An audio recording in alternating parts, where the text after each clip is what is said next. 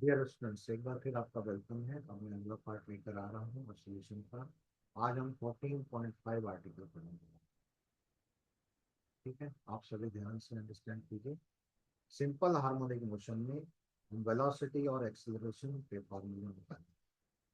उसको करने के लिए हमें ये समझना होगा कि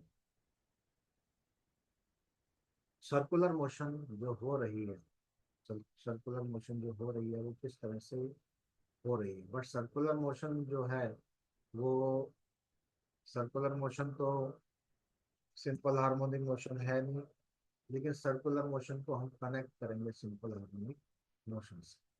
ठीक है, वो हम करने जा रहे हैं। उसके लिए आपके सामने ये 14.5 आर्टिकल खुला हुआ है, इसी को हमें समझना है। इसको समझने के लिए चलिए स्टार्ट करते हैं, थोड़ा सा मैथमेटिकल वर्क स्टार्ट करते हैं।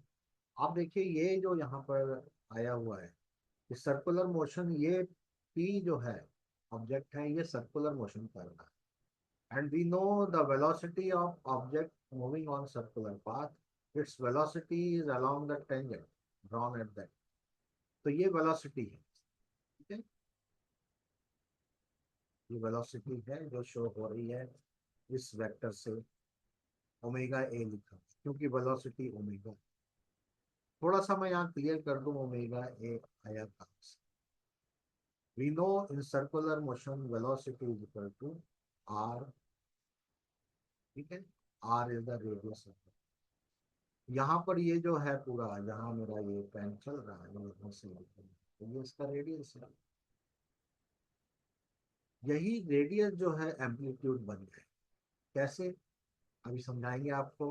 अभी थोड़ी देर के लिए हम इससे अगर एम्पलीट्यूड मान लें, उसको ए से रिप्लेस कर दें, तो ये v is equal to omega A. ये वेलोसिटी का यहाँ एक्सप्रेशन है 14। बट वेलोसिटी किसकी है? पी की। और पी कर रहा है सर्कुलर मोशन, ऐसे डिफरेंट पोजीशंस पे चलते हुए यहाँ आगे बढ़ता चला जा रहा है, बढ़ता चला जा रहा है। और यहाँ कहीं वापस जब पी पे, ऑब्जेक्ट पी से चलकर वापस पी पे आ जाता है, उसका वन साइकिल पूरा हो जाएगा, टाइम लगेगा कैपिटल टी।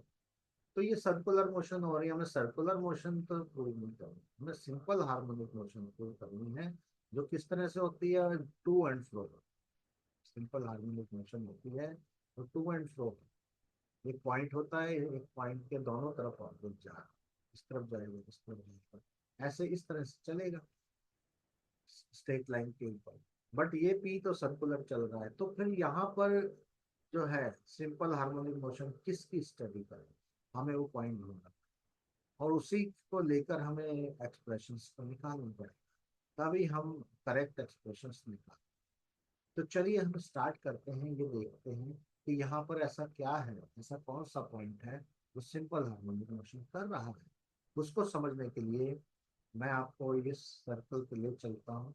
देखिए, ये जो पी है, पी पर हम एक परपेंडिकुलर ड्रॉप करते हैं, तो उसका ये डायमीटर को यहाँ कट, यहाँ पर कट कर रहा है।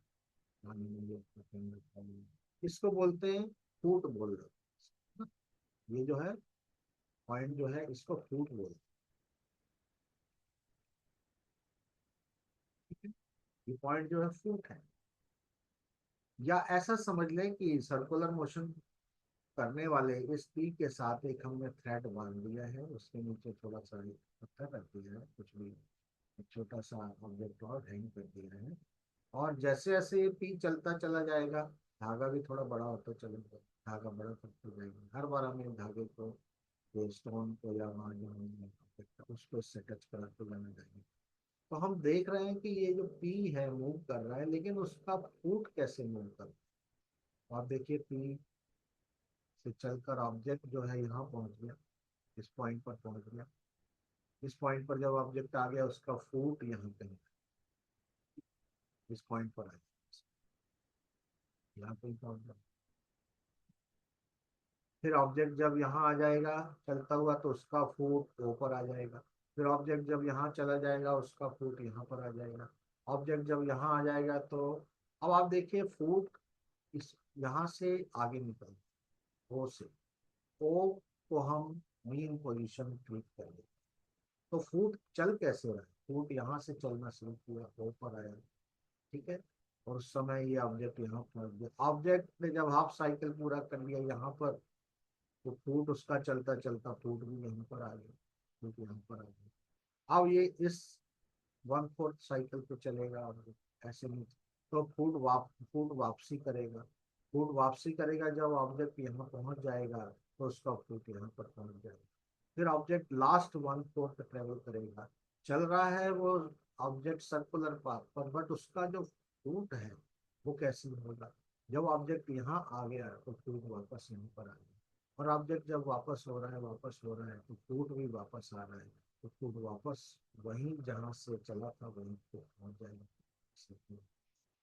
यदि हम देखें तो फूट चला कैसे, फूट यहाँ से मान लीजिए स्टार्ट, ये एक थोड़ी एडवांस पोजीशन दी हुई है, अगर इसको हम इनिशियल पोजीशन ले लें तो जो फूट है वो यहाँ से चला इस तरफ पहुंचा, ठीक है, राइट अंडरस्टैंड।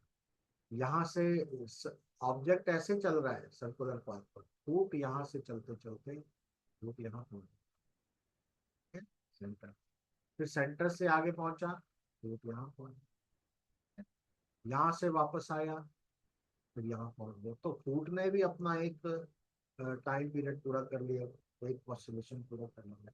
इसका मतलब ये जो फूट चल रहा है, इस फूट की जो वेलोसिटी है, राइट हैंड साइड फूट इस तरफ चल रहा है, लेफ्ट से जब राइट आता है तो फूट इस तरफ चल रहा है। यहाँ पर इसकी वेलोसिटी को हम नेगेटिव ट्रीट करेंगे, क्योंकि ये नेगेटिव डायरेक्शन में जा रहा है। यहाँ से जब वापस आ रहा है तो उसकी वेलोसिटी को हम पॉजिटिव ट्रीट करेंगे। अभी हम इतने हिस्से को समझने की कोशिश करते हैं कि जब वो यहाँ जा रहा है तब उसकी वेलोसिटी ऑफ फूट हमें पता करनी है, क्योंकि ऑसिलेटरी मोशन फूट कर रहा है ऑब्जेक्ट, ऑब्जेक्ट की वेलोसिटी तो यहाँ हमने लिख दी है ओमेगा। तो फिर क्या करें, इसके हमें कंपोनेंट चाहिए, दो कंपोनेंट, ये एंगल ओमेगा टी प्लस 5। अगर हम ऑब्जेक्ट को यहाँ से स्टार्ट करते हैं तो ओमेगा टी प्लस 5, बिकॉज ये एंगल जो है इसको भी ऐड करना पड़ेगा, जो ये चल गया है। यहाँ पे जब ऑब्जेक्ट होगा तो उसका फेज ओमेगा टी हो, फेज, फेज मैं पिछली क्लास में समझा चुका हूँ, फेज। अब फेज, बट यहाँ से ये फाई एंगल और चल गया है, तो अब पी पी पॉइंट जो है उसका फेज ओमेगा टी प्लस 5। अब इन्होंने यहाँ से स्टार्ट समझाने के, यहाँ पर ऑब्जेक्ट है, इसकी अपनी वेलोसिटी जो टेंजेंशियल होगी वो उस डायरेक्शन में होगी, विच इज ओमेगा है। अब ये पूरा जो एंगल है ओमेगा टी प्लस 5, अगर हम इसको लें तो ज्योमेट्रिकली हम ये प्रूव कर सकते हैं कि ये जो लाइन हम खींचे यहाँ वर्टिकल, तो ये एंगल भी ओमेगा टी प्लस 5 है। हमें ज्योमेट्रिकली उतना नहीं जाना है, बस आप याद रखिए कि ये एंगल ओमेगा टी प्लस 5 आएगा। तो अब आप देखिए कि इस ओमेगा टी प्लस 5 ये एंगल है, तो इस v वेलोसिटी का ये वाला कंपोनेंट, इस डायरेक्शन वाला कंपोनेंट क्या हो जाएगा, वर्टिकल, जिसको हम कहते हैं वर्टिकल, वर्टिकल कंपोनेंट क्या हो जाएगा, इसका जो वर्टिकल कंपोनेंट है उसको हम अगर वी वाई लिख दें किसी पर्टिकुलर टाइम टी पर, इसका वर्टिकल कंपोनेंट क्या हो जाएगा, V omega A cos omega T plus,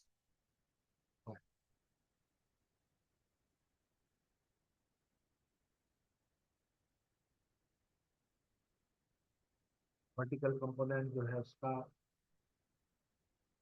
equal to omega A into cos omega T plus 5। ये तो हो गया वर्टिकल कंपोनेंट, बट हमें तो हॉरिजेंटल चाहिए, क्योंकि हम इस फूट के वेलोसिटी में, तो horizontal component that is X direction का component V X T at any time T, वो क्या हो जाएगा, वो हो जाएगा omega A sine omega T plus 5। ये इस वेलोसिटी से ये फूड ट्रेवल कर रहा है, इसका मतलब ये इसकी वेलोसिटी का एक्सप्रेशन है। यहाँ मैंने एक्स वाई करके आपको बताया है, यहाँ पर देख लीजिए वही एक्सप्रेशन। ठीक है। अच्छा, अब माइनस क्यों लगाया है, क्योंकि ये फर्स्ट जब जर्नी करता लेफ्ट हैंड साइड जा रहा है, तो हमने इसमें जो है वो माइनस पुट कर। जब इस तरफ आएगा ये वापस, तो यही माइनस प्लस हो जाएगा, वैल्यू में कोई डिफरेंस नहीं। तो ये वेलोसिटी का एक्सप्रेशन है। अब एक्सेलरेशन कैसे आएगा? एक्सेलरेशन लाने के लिए, acceleration at any time T, क्या करेंगे? ये जो कंपोनेंट है वेलोसिटी रूट का, इसको हम डिफरेंशिएट करें, T V T divided by T, इसको डिफरेंशिएट कर देंगे। डिफरेंशिएट कर देंगे तो एक्सेलरेशन है, डिफरेंशिएट करेंगे तो माइनस, अब इसका डिफरेंशिएशन क्या होगा, है ना? इसका differentiation omega cos omega T होगा। तो ओमेगा एक और आ गया, तो ये हो जाएगा ओमेगा स्क्वायर, ओमेगा स्क्वायर ए कॉस ओमेगा टी प्लस, ये देखिए एक्सेलरेशन का इक्वेशन आ गया। मैं आपको दिखाना चाहता हूँ, आपकी बुक में देखिए यहाँ पर वही यहाँ पर करती है। ठीक,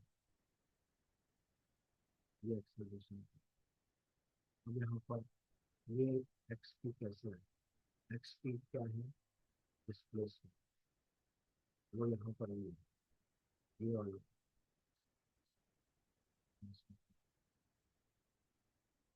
क्लिक करेंगे और इसमें cos cos omega T plus Y. Cos क्या होता है, बेस, बेस क्या है ये, इसको हम एक्स लेंगे, एक्स टी कर लीजिए, time time displacement X T,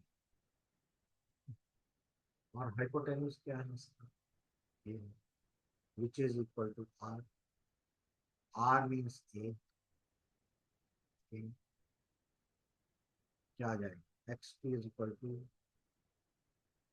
x T is equal to A cos omega T plus five, ये एक्स टी। इसका मतलब यहाँ पर जो ये आ रहा है A cos omega T plus five, उसको हम एक्स टी से रिप्लेस कर सकते हैं। तो आप देखिए यहाँ पर माइनस अपना चलता है, ये आ गया एक्सेलरेशन का फॉर्मूला बेसिक, तो ये है, उसको कन्वर्ट कर दिया एक्स। अब सिंपल हार्मोनिक मोशन की आपको एक कंडीशन बताई कि वहां पे हमने क्या लिखा था, acceleration is directly proportional to negative of displacement, ये कंडीशन यहाँ पे थी।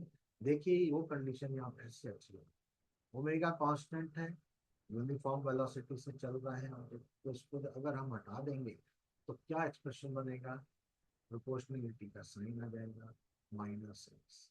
इट मीन्स आप देखिए वेरीफाई हो गया, ये एक्सप्रेशन एक्सलरेशन का है और उस सब्जेक्ट का है जो सिंपल है।